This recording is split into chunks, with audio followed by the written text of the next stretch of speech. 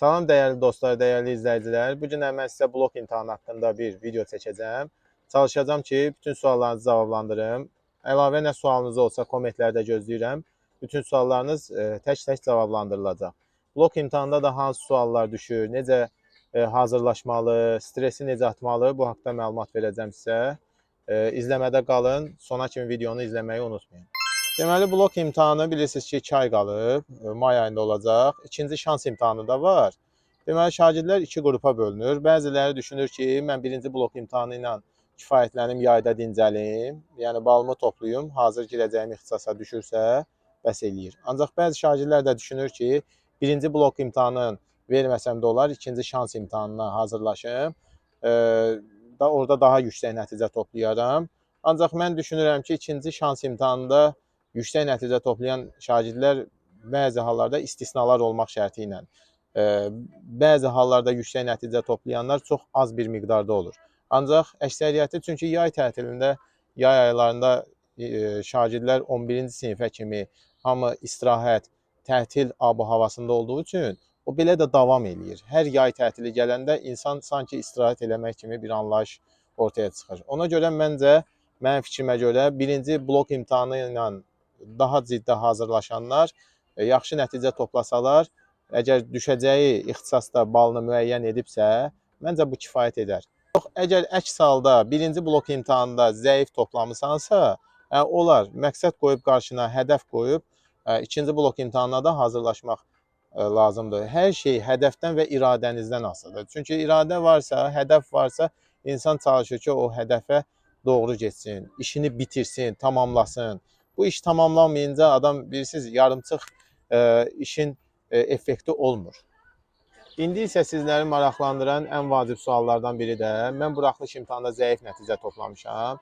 Görən blokda necə toplayaram və hətta müəllimlərini dəyişən valideynlər, şagirdlər də var ki, blok imtahanına xüsusi hazırlıq müəllimləri tuturlar ki, şagird yüksək nəticə toplasın. Zəif dediyim 10 dənə sualın altında yazan şagirdlərdən söhbət gedir. Yəni 7 sual, 6, 5 bu tipli suallar. Mən deyərəm ki, həmin şagirdlərin riyazi bazası çox zəifdir deyənə, ona görə irəliləmələri çox çətindir. Heç blok imtahanına da həqiqətən inkişaf etmə ehtimalı çox azdır. Çünki düzdür, hər kəsin bir ümidi var, çalışır ki, az bir vaxtda yüksək nəticə, amma bu belə deyil də. Çünki 11 ildə riyazi baza formalaşmayıbsa, o 2 ayda qəti formalaşmaz. Mən bu tip şagirdlərə tövsiyəm odur ki, Dövlət İmtahan Mərkəzinin buraxdığı 20 test tapşırığı olan sual tipləri var. Onu müəllimlərə, öz hazırlıq müəllimlərinə sualları verərək həllərini bir qırağa yazsınlar və o sual tiplərini əzbərləsinlər. Düşmə ehtimalı olan suallar olur. Misal üçün, keçən il mən gördüm köhnə testlərdən, sınaqlardan düşən suallar oldu. Hər il olsa olur. Demək olar, blok imtahanı adətən topludan əzbər suallar düşür. Hətta rəqəmlərinə kimi eyni sual tipləri düşür. İndi onu da ehtimal etmək çox çətindir. Hər il görürük də onsuz da müəyyən mövzularda. Dediyim kimi, çalışın blok imtahan sualları, 20 test tapşırığı olan sualların tipini əzbərləyin. Bunu 2 ay ərzində əzbərləsəniz, ümid eləyirəm ki, minimum heç olmasa 13-14 dənə yazarsınız. Digər qrup şagirdləri var ki, misal üçün, deyək ki, onun üstündə yazan 13, 14, 15 bu civarda buraxılışdan yazan şagirdlər var ki, blok imtahanına nəticə vermə ehtimalları böyükdür. O da sizin hazırlaşmağınıza baxır. Bəzən müəllimlər vədlər verirlər. O YouTube-da görürük, misal üçün, müəllim deyir ki, 2 ay proqram var, bunu hazırlaşdırmaqla şagird yüksək nəticə toplayır. Bu təbii ki, dediyimiz kimi, o zəif şagirdlərə aidiyyatı yoxdur. Onu 13-14 yazan şagirdlərə effekti ola bilər. Çünki müəllimlərin əlində sınaq materialları həddən artıq çoxdur. Sınaq işlədərək şagirdlərə o sual tiplərini əzbərlətdirirlər. Bizdə də proses belədir. Yəni, ancaq vəd verək ki, misal üçün, sən 100% nəticə verəsən, 90% nəticə verəsən, bu belə deyil. Çünki o sizin məntiqinizdən və imtahana hazırlaşma iradənizdən asılıdır. Bu varsa, ikisi də bu güclüdürsə, imtahanda yüksək nəticə yığarsınız.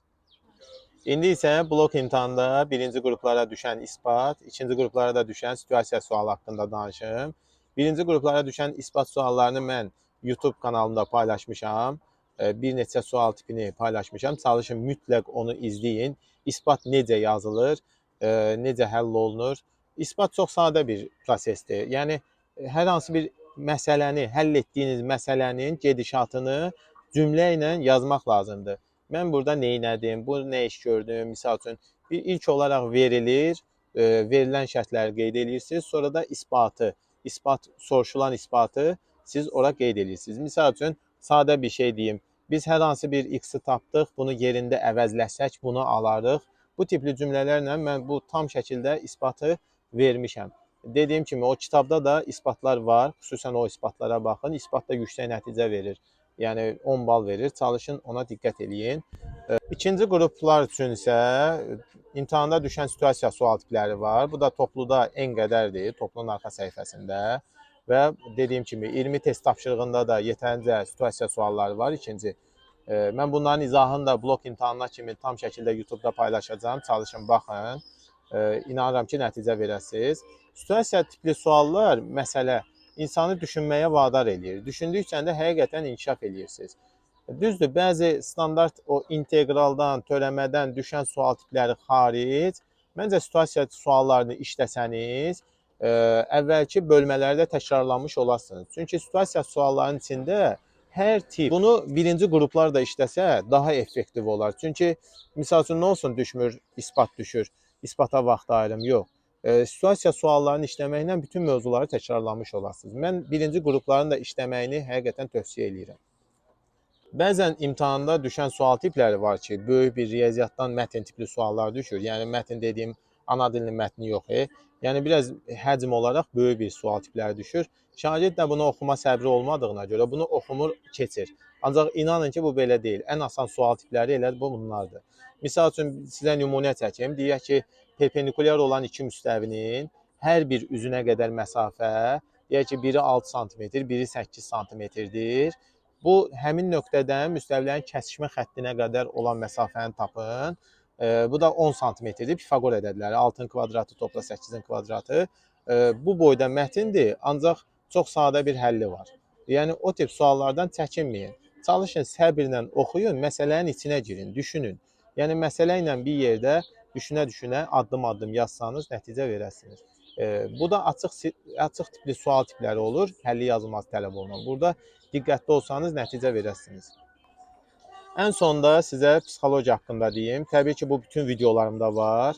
Stres, həyəcan. Çalışın, o stres, həyəcanı birinci buraxılış imtahanında saxlayın, onunla da bitsin. Çünki siz artıq imtahana girdiniz, sizin stres, həyəcanınız olmamalıdır. Bəzi hallarda düzdür, valideynlərin həyəcanı sizə də təsir eləyir.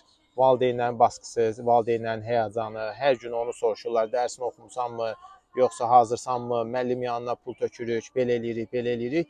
Bu tip şeylər təbii ki, sizə böyük təsir eləyir. Siz də çalışırsınız ki, onların ödədikləri məbləğin qarşılığında bal toplayaraq onlara bir nəticə verəsiniz. Amma bu belə deyil də. Yəni, çalışın, hədəfiniz uğrunda mübarizə aparın. Mən sizə deyim ki, təcrübəmdən əsasən, birinci blok imtahanına həyəcansız girən şagirdləri oldu ki, yəni ikincini verəcəm də onsuz da. Yəni elə-belə marağa bir sınaq kimi girib yüksək nəticə toplayan şagirdləri gördüm. İki blok imtahanı, iki buraxılış və blok imtahanı bir yerdə 680 bal toplayan şagirdimiz oldu.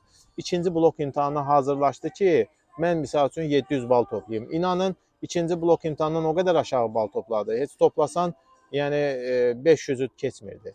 Yəni çalışın, həyəcansız şəkildə girin. Həyəcansız şəkildə girsəniz, elə bununla da məsələ tamam olacaq. Birinci blok imtahanla siz məsələni bağlayasınız. İkinci blok imtahanına da gedirsiniz, yay tətilində istirahətinizi eləyərsiniz, işinizin dalınca gedərsiniz. Məncə bu tipli şeylərə diqqət eləsəniz daha əhəmiyyətli olar. Videomuzu sona kimi izlədiyinizə görə təşəkkür edirəm. Çalışın, bəyənin, bəyənməyi unutmayın. Yoldaşlarınızla paylaşın ki, bəlkə də onlara da böyük bir faydası olar. Çünki bəzən videolarımız bəzi şagirdlərə təsir eləyir, bəzi şagirdlərə təsir eləmir. Yəni, o da sizin baxış bucağınızdan asılıdır. Yenə deyirəm, hər birinizə təşəkkür edirəm.